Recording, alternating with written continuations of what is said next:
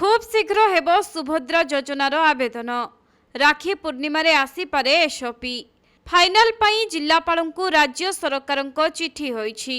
Ground रु जन audit करी महिलांक फीडबैक नेबाकु निर्देश दिया जाईछि एवं प्राथमिक एसओपी स्थिर होई सारिछि। हेले फीडबैक आसीबा परे एथिरे होई पारे परिवर्तन। 30 टी जिल्ला को 10 टी क्लस्टर रे भाग करी फीडबैक पई चिठी करिसंती मिशन शक्ति विभाग।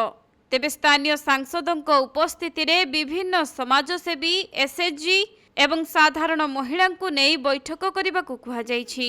एही बैठक रे योजनार एसओपी कौन हेबो, कौन योग्यता रहिबा आवश्यक एवं केउ वर्गों को गुरुत्व देबा दरकार, आवेदन प्रक्रिया किपरि हेबा आवश्यक से नहीं आलोचना करी खूब शीघ्र रिपोर्ट देबाकू कहुଯାଇଛି।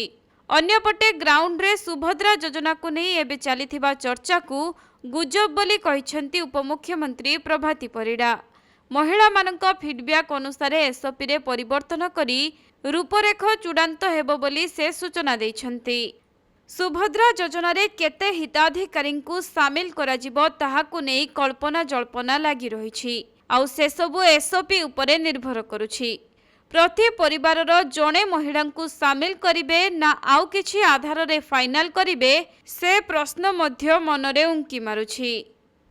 अन्यपटे सेप्टेम्बर 17 तारिख रे प्रधानमंत्री नरेंद्र मोदी जन्मदिन रे सुभद्रा योजनार शुभारंभ करिवे मोदी।